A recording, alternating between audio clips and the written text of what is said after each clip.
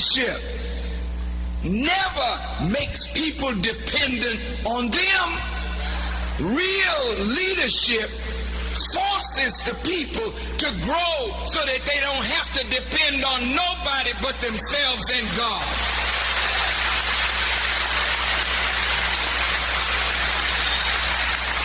Every leader dies. Every prophet dies. Death comes to all men. Only God is eternal. So why would anybody want to be your leader and they can't lead you forever? But God leads forever. Who are you? That is the topic of the most famous sermon by Minister Louis Farrakhan. Family, welcome back to my space. This is Evans Rayola. On today's video, we want to talk about this famous sermon by Minister Louis Farrakhan about who are you. Louis Farrakhan's Who Are You sermon is a powerful address that centers on identity, particularly aimed at black people and their place in the society. In this sermon, Farrakhan emphasizes the importance of self-knowledge, spiritual awakening, and cultural reclamation. His message often calls for African Americans to recognize their divine origins and to reject the negative labels and identities imposed upon them by history of enslavement, colonization, and systematic oppression. So guys, I want us to watch this video of Minister Louis Farrakhan speaking to an audience which I assume was black, on the issue of race and the issue on the topic of who are you. Let's watch this video. Once it ends, we'll get back and react to it and give a critical analysis of the same. Let's watch this, guys. So look, tonight, just for the few minutes we're going to be here, let's see if we can get some directions for life that create love.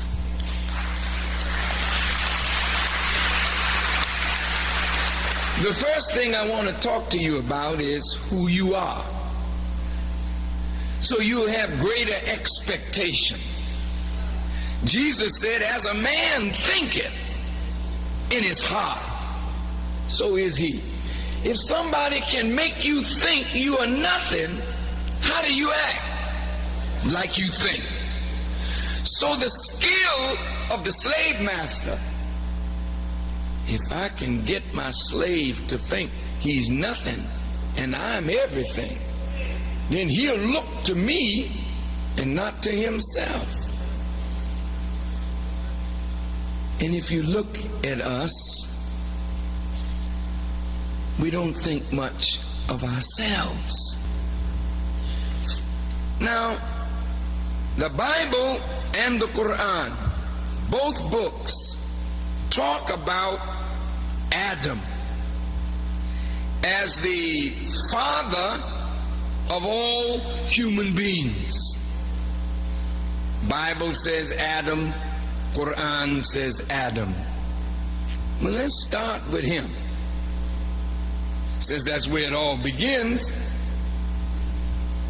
And God said, let us make man in our image and after our likeness. Stop right there. That's a powerful statement. If you and I are made in the image and the likeness of God, then when I look at you, who am I looking at? Oh, I want you to think before you talk now. I'm going to say it slower. If you are made in the image and the likeness of God, when I'm looking at you, who am I looking at? Now, how does Jesus square with that? Would Jesus say, Farrakhan, don't mislead these people any further. You know doggone well you ain't looking at God when you look at them. Jesus wouldn't say that. Jesus said, how can you love God whom you have never seen. Oh, it's in the scriptures. And hate your brother whom you see every day. Now check this out.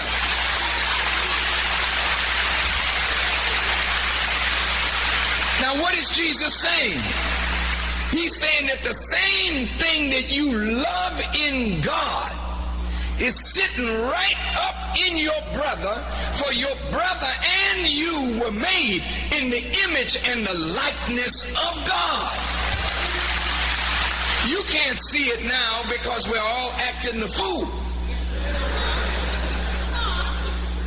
But that's not who you are. That's what circumstances have made of you under wrong guidance. But if you were rightly guided, you would manifest God so that when I see you, I would see God. Now let's look at this. Where's your proof of that, Farrakhan?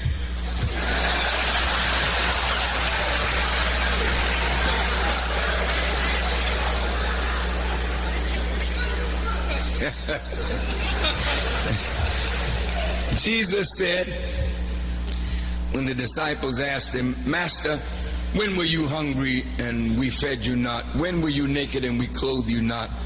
When were you out of doors and we gave you not shelter? When were you sick and in prison and we ministered not unto you?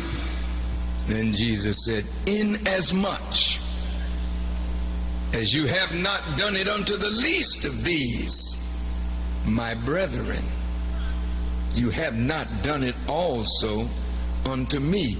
He took the least and made him his brother. Whoa.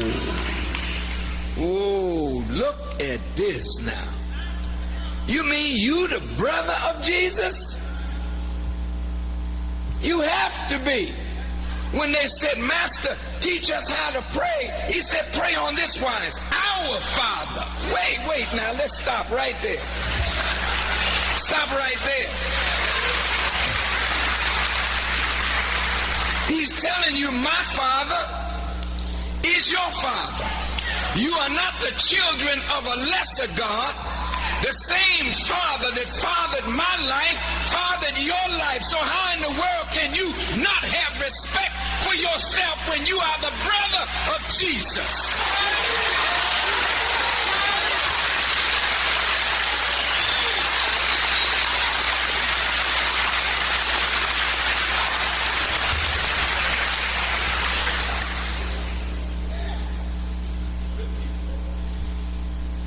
Man made in the image and the likeness of God.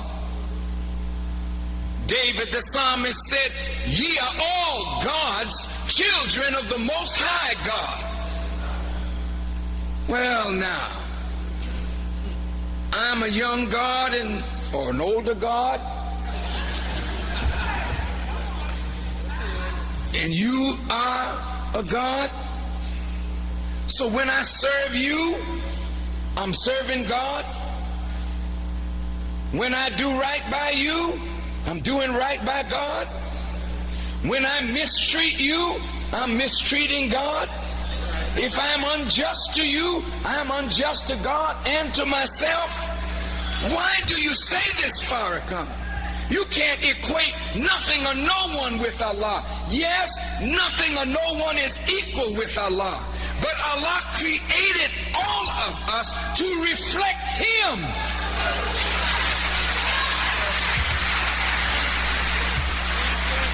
Otherwise, how can you wear Allah's name?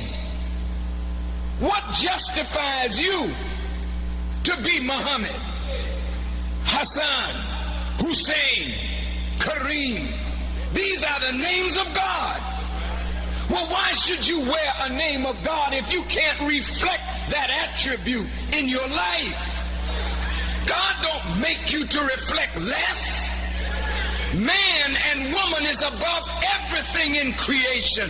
You are greater than the sun, greater than the moon, greater than the stars.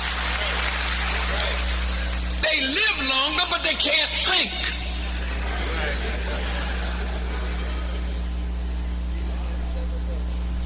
It serves you, the Son does. You have power to will and bring into existence what you will. That power is not given to no creature in the universe but the man and the woman made in the image and likeness of God. Animals cannot will and bring into existence their will. Animals can't vision and bring into reality their vision. Sun can't do it, moon can't do it, stars can't do it, mountains can't do it. They're stronger than you, they outlive you. But you can master them. They cannot master you. That is how powerful the human being is. But you are a long, long way from what God intended for us to be. First thing God gave man was power. First thing the slave master took from us was power. Second thing God gave us was dominion. Second thing they took from us was the ability to rule ourselves. They had to be our ruler. They had to be our master. So when they are the ruler, they lay down the rules. So the rule that they laid down for us were rules that pleased them, not necessarily God. So those are the rules of life that you've been following. Not what God laid down, but what your former slave masters and their children lay down for you. That's not adequate. In fact, it's not right. So there got to be a change of masters. And seems to me that whatever is riding you up here, you need to throw that rider off and get a rider that will ride you properly. And that's why they call the kingdom of heaven the kingdom. It's not that the king is dumb.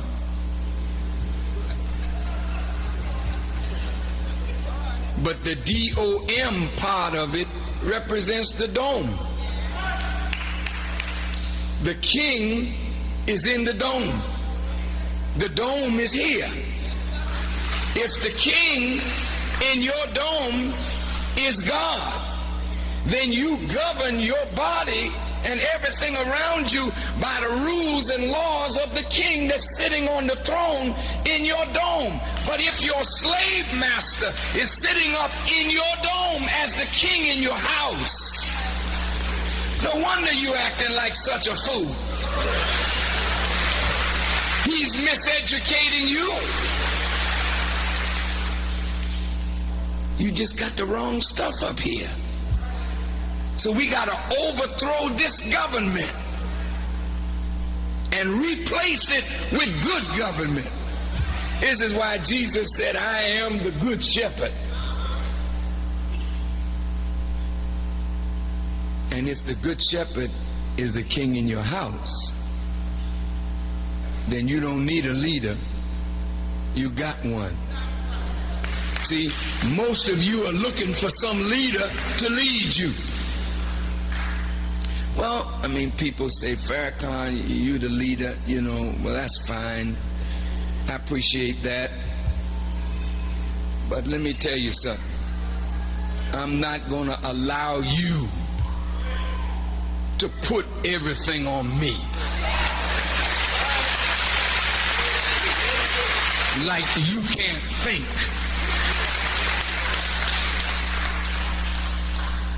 He was saying, Farrakhan is my leader. It's okay. I mean, you can't do any better. I mean, it's all right. I'll do the best I can. I'll do the best I can. But real leadership never makes people dependent on them. Real leadership forces the people to grow so that they don't have to depend on nobody but themselves and God.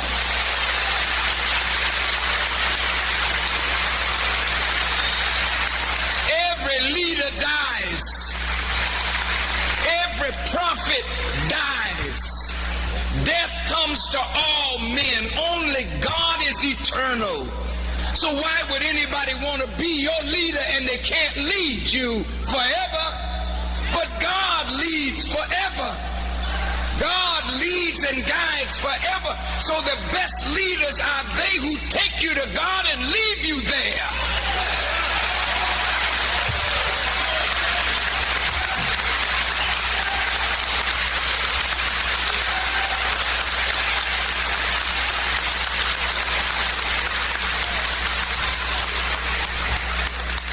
Good leaders don't want people worshiping them. Good leaders know that only God is worthy of worship.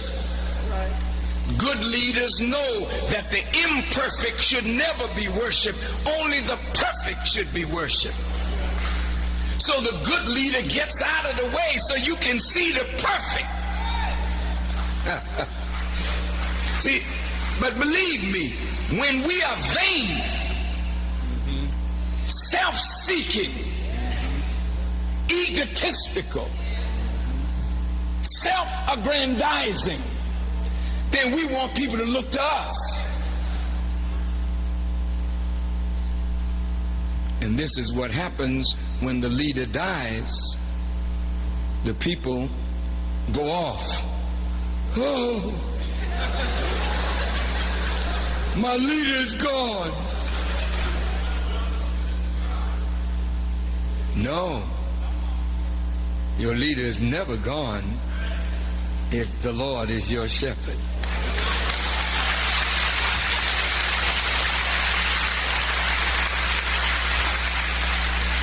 Now let's look at this from the Quran, because the Quran, and every one of you should try to get a Quran. I have many Bibles, I have many Qurans. I read both. Some of my Muslim brothers will say, well, Brother Farrakhan, you don't need to read the Bible, just stick with the Quran. I say, yeah, brother, but you don't have my assignment. You know?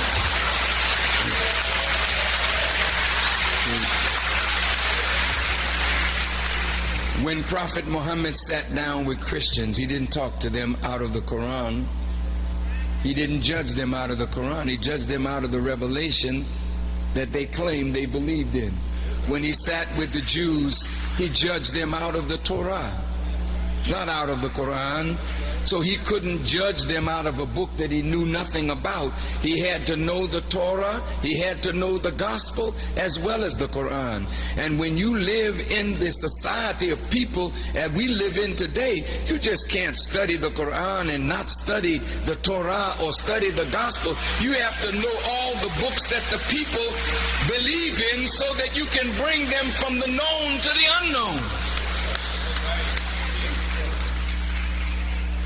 And that's why Brother Farrakhan is very successful in talking to people of all faiths.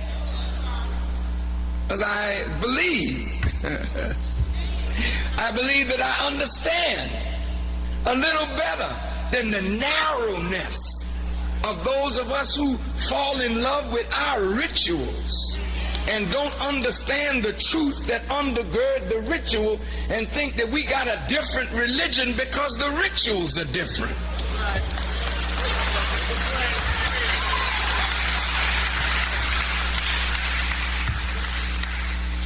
So I want to look at this, who you are from the Quran, because when I get finished tonight, which won't be long from now, I want you to see your ability to overcome anything that is in your path.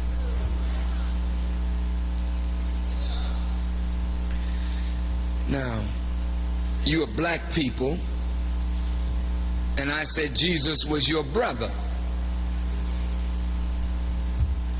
See, what they don't tell you in American racist society was that Jesus was a man of color. Now they don't want to talk about that, but they paint him as blonde-haired and blue-eyed or brown-haired and brown-eyed. But the truth of the matter is, from all the descriptions that were given of him, and you waiting for his return, I expect, how you gonna recognize him? A dude come down with blonde hair and blue eyes, long dress, say, I'm he.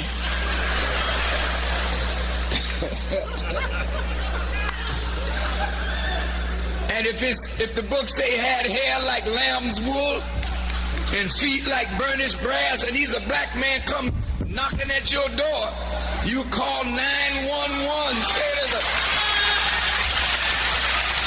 a Negro at my door talking about he's Jesus. Get the police immediately. He came unto his own, but his own received him not, because they weren't looking for him, they were looking for a Caucasian. Family, before we look deeper, or rather try and get to understand this sermon on Who Are You by Minister Louis Farrakhan, here are some of the key themes from Farrakhan's sermon. Number one is divine origin of black people. Farrakhan asserts that black people are the original people of the earth, descendants of divine lineage. He ties the idea of the nation Islam's teachings, which hold that black people are the first humans and possesses an inherent greatness that has been suppressed through centuries of exploitation. Number two theme is the rejection of false identities. Farrakhan frequently challenges the labels and stereotypes that have been placed on black people, particularly in Western societies. He encourages his audience to reject the harmful narratives and distorted images that have been used to degrade them. The third theme is self-discovery and spiritual rebirth. Farrakhan calls for individuals to embark on a journey of self-discovery, both spiritually and culturally. He teaches that by understanding their true nature and history, people can reclaim their dignity and purpose. The sermon often encourages embracing Islam as a way to reconnect with one's roots and spiritual essence. The fourth theme that we learn from this sermon is empowerment through knowledge. Central to his message is the idea that knowledge is power. Farrakhan urges people to study their history, learn about their culture, and educate themselves in ways that uplift and empower them. He sees ignorance as a tool of oppression and advocates for a mental and educational revolution. The last but not least, theme number 5, unity and responsibility. In many of his sermons, including Who Are You?, Farrakhan stresses the importance of unity among black people. He believes that collective progress can only be achieved when individuals understand their identity and come together with shared goals and a sense of responsibility toward one another. This sermon, like much of Farrakhan's teachings, is framed in the broader context of racial justice, self-determination, and spiritual elevation of black people. It's an impassioned call to awaken from mental and spiritual bondage and take charge of one's destiny. Family, who are you? Comment down below and let me know what you think about this sermon. So let us go deeper into the details of this sermon, guys. This sermon really starts in a simple way. Louis Farrakhan asks this question: who are you? Then he proceeds to ask, if somebody can make you think you're nothing, how would you act? Then he answers and said, like you think, The skill of a slave master is to make sure the subjects feel they are nothing. We do not think much about ourselves because we don't know who we are. When you are robbed of your history, you don't know what you're doing. When they cut you off from your past, they cut you off from life's tree. You are a fruit that doesn't know the root. Family, that was a very, very powerful start for the sermon. You know, the slaves, the white slave owners ensured that they took away the history of black folks from them. Black folks did not know about themselves. You know, it was easier for them to handle them from that perspective because they knew good well that these people do not know who they are. You know, the skill of a slave master is to make the subjects feel they are nothing, and that way they won't know who they are. Then he proceeds to say, let's see who we are. The Bible and the Quran talk about Adam as the father of all humans. We are made in the image and likeness of God. When I look at you, I look at God. You know, Jesus said the same thing. We love in God. Jesus said the same thing we love in God is in our brothers, since they are made in the image and likeness of God. You know, so he is trying to find the roots from the creation story, where Adam was the first human being who was created. He was created in the image and likeness of God. Then he explains to us that each and every human being is made in the image and likeness of God. If I look at my neighbor, I look at God. If I look at my sister, if I look at my partner, I look at God. We are all made in the image and likeness of God. When I serve you, I'm serving God. When I do right by you, I'm doing right by God. When I mistreat you, I'm mistreating God. When I'm unjust to you, I'm unjust to God. God created all of us to reflect Him. How can you wear God's name? What justifies you to have God's name? You know? Then he proceeds to say, first thing God gave man was power. But the first thing that the slave's master took from us was the same power. Notice that, family. That is so, so deep. I repeat, the first thing that God gave man was power. It was power over other creations. You know, the human being was the most favored of all creations. That's why God created the human being on the 6th day before he rested on the 7th, so that he could be in control of other creatures. So I repeat, God created all of us to reflect him, you know. Then first thing God gave man was power, and the first thing the slave's master took from us rather, the black folks, was the same power. Second thing God gave us was dominion. Second thing the slaves took from us is the ability to rule ourselves. They had to be our rulers. They had to be our master. We have been following the rules of life from slave masters, not what God laid down, but what the slave masters laid for us. You know, we have all been following a wrong agenda, an agenda that has been pushed by white slave owners. You know, this just shows us that this whole time we haven't known as a people who we actually are. These people took our rich history away from us. They taught us what they thought was nice. Then they ripped out a good one, because black folks did not know who they are. If you look at the history of slavery, once the black folks started being rebellious towards the rule by the white slave owners, by the people who owned the plantation where black people were working from, they noticed that the best way they can handle black men was by bringing religion. Through the religion, they were able to lie to black folks, make them be a little bit chill, make them obey them, you know, make them lie to them that if they listened to their servant, there's actually a reward by God later. You know, they were supposed to go through the problems they were going through, the problems of slavery. Then a reward will be given later. You know, that is how they were successful, because they took away our history from us. We did not know who we actually were. He proceeds to say, in this case, I'm talking about Louis Farrakhan. He proceeds to say, real leaderships never makes people dependent on them. Or rather, real leaders never make people dependent on them. Real leadership forces people to grow so as they can't depend on them but God.